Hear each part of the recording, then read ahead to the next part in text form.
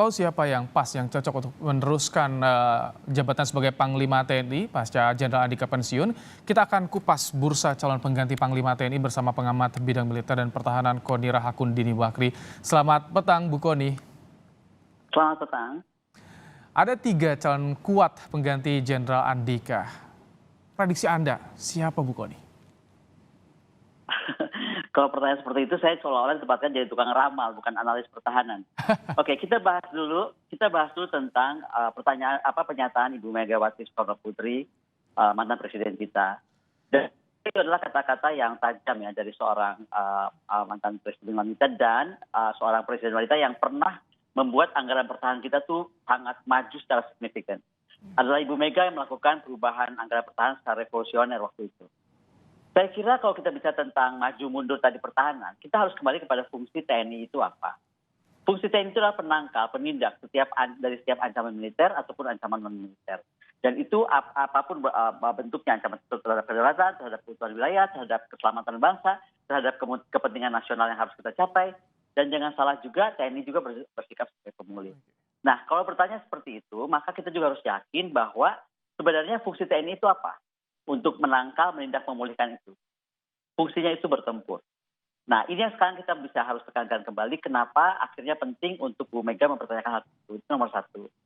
Nomor 2, kalau ditanyakan kepada saya, siapa sih yang pantas untuk menjadi Panglima TNI berikutnya? Saya kira saya sepakat dengan Pak Andika Perkasa bahwa Presiden tidak pernah jauh-jauh hari, tetapi akan mendadak-dadak. Jadi bisa mepet Bu Koni ya? Apa? Bisa mepet, ini kan 2 bulan lagi harus ada profiling loh dari sekarang artinya. Ya, makanya saya mau bilang bahwa kalau kita sekarang tarik kepada janji Presiden Jokowi di 2014 saat menyatakan bahwa kita harus menjadi negara poros maritim dunia, itu kan kita juga berarti menjadi negara poros di antara dunia. Kita menjadi poros permukaan dunia. Nah, artinya kalau menurut saya kita harus memilih, saran saya ini kepada Presiden, karena ini sesuai janji Presiden loh, bukan sesuai janji saya. Kita itu harus mewujudkan Panglima TNI kali ini harus dari Angkatan Laut gitu. Okay. Kenapa dari Angkatan Laut, yaitu Pak Admiral Yudo Margono atau Laksamana Yudo Margono? Karena gini ya, paling gampang itu kalau kita bicara tentang pertahanan, menurut saya itu apalagi kita menjadi poros negara maritim, pakailah base-nya itu Angkatan Laut. Dasar menghitung kekuatan itu dan postur dari Angkatan Laut. Kenapa Angkatan Laut? Dengan Angkatan Laut itu kita bisa tahu kapan kita mencapai Brown Water Navy atau wilayah kedaulatan. Kapan kita harus mencapai Green Water Navy atau wilayah kawasan. Dan kapan kita mencapai Blue Water Navy, 2 samudra seperti yang kita silakan Pak Jokowi. Presiden Jokowi sudah 2 kali 2 periode memimpin kita dan sampai hari ini kita belum pernah punya kepala staf dari Angkatan Laut. Ini menjadi penting bukan saja karena tadi isu poros maritim tadi, tetapi juga kita mesti lihat tadi yang disampaikan Presiden sendiri. Situasi geopolitik itu berubah terus. Dan ketika kita bicara hari ini tantangan Panglima ke depan, kita akan bilang bahwa perbatasan geografi satu negara itu mungkin semakin baur, semakin hilang. Karena baik, maaf Bu Koni saya potong. Bu Koni, kalau tadi selain soal poros maritim, tapi juga yang menarik adalah politik 2024 Bu Koni. Gini, tapi saya sebelum ngomong ke politik 2024, saya mesti mengingatkan kembali tentang bagaimana geopolitik kawasan. Karena ini tuh dampak perang Rusia ini belum selesai. Apalagi kalau perang tersebut berpindah ke Taiwan atau Laut Cina Selatan. Ini kan yang kita mesti sadari dulu. Nah, ini juga kita bersama-sama berharap bahwa kalau kita bicara tentang 2024, tadi disampaikan begitu, saya kira kalau 2024 sudah jelas kok. Hari ini juga kita sudah tahu misalnya Pak Andika adalah calon wapres dari partai tertentu gitu. Nah, jadi apalagi yang dikhawatirkan soal 2024. Saya cuma ingin berharap konsentrasi kita itu kembali kepada TNI. TNI baru saja berulang tahun dan TNI adalah kita dan untuk kita. Apa sih artinya maknanya? Dia harus berfungsi sebagai tentara atau angkatan perang. Makanya saya dalam ulang tahun TNI kemarin saya nyatakan mungkin Tentara Nasional Indonesia harus diganti namanya. Kembali menjadi Angkatan Perang Republik Indonesia. Tentara nasional itu dia akan bersifat inward looking, akan sibuk, akan urusan dalam negeri yang menurut saya dia nggak perlu terlalu banyak. Kecuali masalah Papua misalnya melepaskan diri, atau masalah yang urgent seperti terorisme, separatisme. Tapi di luar itu dia harus lebih menghandle masalah-masalah, menghadapi masalah itu keluar. Dan itu yang menurut saya memerlukan kekuatan dari pandangan seorang Laksamana Angkatan Laut dan juga Marskal Udara. Jadi calon Panglima ke depan didukung oleh jenderal dari Angkatan Darat. Jadi itu harus diterima terpadu. Jadi calon Panglima ke depan akan memiliki PR yang lebih berat tentu dari Jenderal Andika sebelumnya. Saya kira akan demikian karena gini ya, kita akan menghadapi deglobalisasi. Lalu dampak geopolitik ini akan parah kalau sampai kita harus assume bahwa Indonesia itu akan dirusianisasikan dan Taiwan akan diukrainakan.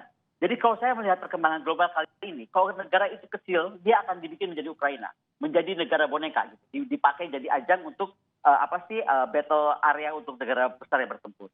Tetapi kalau dia negara besar dan kuat seperti Indonesia, dia akan dirusiakan, gitu. Bagaimana dia akan dibuat pusing dengan menghadapi tantangan-tantangan dari fakta-fakta pertahanan yang ada di kawasan. Kita mesti ingat, ke depan ini TNI menghadapi besar sekali PR ya. Pertama kita menghadapi FBDA country, ASEAN itu akan terpecah. Five Power Defense Arrangement itu telah memecah ASEAN countries. Mereka akan berblok kepada Commonwealth. Kemudian The Quad itu juga sangat kuat. Itu adalah ikatan erat antara Jepang, Australia, Amerika, dan India. Yang terakhir, jangan tenang-tenang dengan AUKUS. Karena walaupun AUKUS itu sepertinya kerjasamanya bersifat teknologi, dunia maya, luar angkasa, gitu kan, bawah laut. Tapi itulah ada tipe-tipe perang masa depan yang sedang dipersiapkan oleh Australia sebagai base daripada negara-negara coalition of the willing atau Amerika dan kawan-kawannya. Itu yang saya sampaikan, ternyata perang kita ke depan itu akan semakin kompleks dan memerlukan defense capacity, defense advantage, defense measure yang sangat penting kita ukur. Bu Kony, kalau tadi Anda bilang soal yang kans yang cocok adalah dari Angkatan Laut, apakah ini juga masuk ke dalam isu soal giliran di jabatan Panglima TNI? Kalau kata giliran itu bisa debatable ya. Kita sudah melewati ini berkali-kali lah. Ada yang bilang harus bergiliran itu berurut, ada yang bergiliran itu harus betul-betul ganti darat laut udara, darat laut udara. Ada yang bilang selama bergantian, selama orang yang berganti tidak apa-apa. Saya nggak mau terjebak dalam kata-kata itulah. Kita semua tahu apa. Yang saya mau tarik adalah kembali tadi, apa fungsi TNI? Kenapa kita mesti punya tentara? Untuk apa tentara itu ada? Jadi jangan kita sekarang punya tentara, tapi saya sih terus terang malu kok lihat kemarin saya tentara disuruh menyerang salah satu politisi gitu. Saya malu kok lihat sekarang tentara tiba-tiba menggebuk di tempat lapangan bola. Harusnya itu nggak terjadi, tapi itu terjadi karena apa? Karena saya bilang tadi visi misi pertahanan kita akhirnya hilang arah. Kita itu akhirnya jadi sibuk menghadapi musuh ke dalam negeri yang tak rakyat sendiri. Padahal di luar sana banyak sekali musuh kita yang sedang bergerak maju dan sedang melakukan sesuatu. Pak Andika Perkasa harus kita apresiasi dengan mengadakan digitalisasi TNI misalnya, itu yang dicatatkan oleh beliau kemarin. Paham tidak dengan digitalisasi itu artinya apa? Perang cyber itu apa? Itu ofensif. Itu artinya kita udah nggak bisa lagi defensif aktif. Tidak ada perang cyber itu defensif aktif, defensif pasif. Nah itu yang kedua juga membawa apa akibatnya? Artinya tentara kita tuh ke depan juga harus lebih defensif aktif, karena dia akan terhubung dalam sebuah sistem network centric yang membuat mereka menggunakan teknologi. Dan kalau kita tidak kuat menghadapi teknologi itu, kita akan malah dimusnahkan dengan teknologi itu sendiri. Perang cyber jadi sorotan. Itu yang ke depan, tantangan Panglima TNI ke depan. Tapi kemarin di hari ulang tahunnya Presiden juga menekankan jaga kemanunggalan bersama rakyat. Apa yang Anda lihat soal ini, Bu Kony? Itu yang sudah saya singgung tadi dalam apa yang saya sebutkan network centric warfare atau network centric operation. Ketika kita bilang kemampuan TNI itu harus network centric operation, itulah apa yang terwujud nyata Trimatra terpadu. Di mana angkatan darat, laut, udara itu harus bersatu padu. Dia tuh bekerja sama untuk mewujudkan sebuah pertempuran yang tadi untuk menangkal, menindak dan memulihkan sesuatu. Jadi memang harus selesai tuh urusan tentara berantem sama tentara satu angkatan berantem sama angkatan, kayak gitu-gitu tuh harus selesai. Semua disharmonisasi itu harus selesai. Karena sekali lagi kalau kita disadarkan apa visi misi tentara kita akan mengerti itu. Kembali saya nyatakan, ketika Presiden Soekarno menciptakan Angkatan Perang Republik Indonesia, Presiden Soekarno itu mimpinya besar buat Indonesia. Indonesia itu harus mampu berubah dunia. Indonesia itu harus mampu menghadapi atau menghapus semua aliansi-aliansi pertahanan di kawasan kita. Artinya apa? TNI kita tuh waktu itu pun sejak dulu pun didesain untuk outward looking defense. Kenapa sekarang tidak gitu? Nah yang terakhir adalah saya cuma mau bilang, makanya ketika Presiden Jokowi menyatakan kita menjadi negara poros maritim dunia, kita harus merubah doktrin pertahanan kita. Tidak bisa lagi doktrin pertahanan kita masih seperti sekarang, defensif pasif. Harus ofensif aktif. Maknanya apa? Kita bisa menghampiri lawan itu ketika mereka baru berpikir akan melakukan sesuatu kepada kita. Jadi sudah out of date, menunggu lawan mentung gitu, baru kita bersiap-siap mentung balik, itu udah selesai era itu.